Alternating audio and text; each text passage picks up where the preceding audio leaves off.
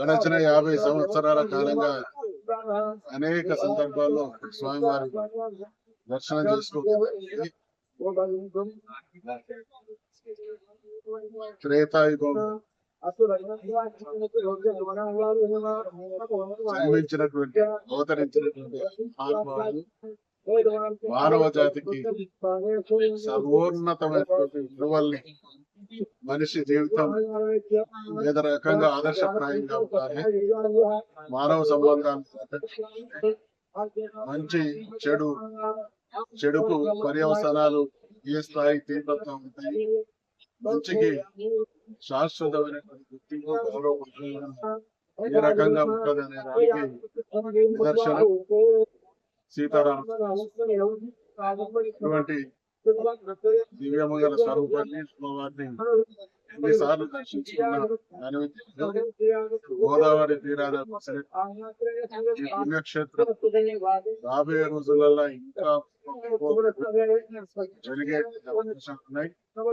గడిచిన 1 సంవత్సరాల దినదిన ప్రవర్తన చాలా ఆనందం కలుగుతుంది. స్వామివారిని స్మరించడం, స్వామివారిని ఆరాధించడం, స్వామివారిని దర్శించడం మాత్రమే మనకు పుణ్యాన్ని సాధించదు. వారు ప్రబోధించిన, వారి జీవితంలో ఆచరించిన జీవన మార్గం పరోపకారం, ఇష్ట సంవాదము,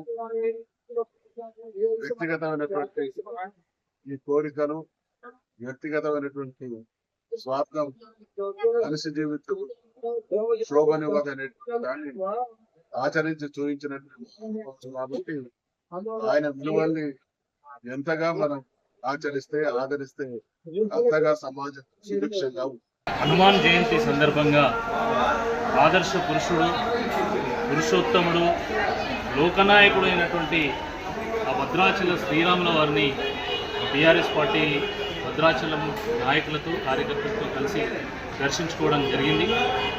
ముఖ్యంగా వానాకాలం ప్రారంభంగా అవుతున్నది కాబట్టి తెలంగాణలో మంచి వర్షాలు కురియాలని, మంచి పంట పొలాలతోని తెలంగాణ మళ్ళీ పురోగమన దిశగా ముందుకెళ్ళాలని, అదేవిధంగా ఇటీవల కాలంలో మన వేద భూమి, సనాతన భూమి అయినటువంటి భారతదేశము పాకిస్తాన్తోనే యుద్ధంలో నెగ్గడం విషయంలో కూడా మరి ఆ రాముల వారికి ధన్యవాదాలు తెలియజేస్తూ, వారి ఆశీర్వాదాల వల్ల, వాళ్ళ ఆశీస్సుల వల్లనే ఈ యొక్క విజయాన్ని మనం సాధించమని భావిస్తూ, మరి రాబోయేటువంటి కాలంలో తప్పకుండా మళ్ళీ తెలంగాణ మరి ఆనాడు కేసీఆర్ గారి కాలంలో ఏ రకంగానైతే నెర్రలు వారినటువంటి భూమిలో నీళ్లు వారిచ్చి పచ్చని పంట పొలాలతోని సస్యశ్యామలంగా మనం తీర్చిదిద్దామో ఆ రకంగా మళ్ళీ తెలంగాణ మళ్ళీ పురోగమన దిశలో ముందుకెళ్ళాలి, అందరూ సుఖ సంతోషాలతో జీవించాలని చెప్పి ఆ రాముణ్ణి వేడుకోవడం జరిగింది.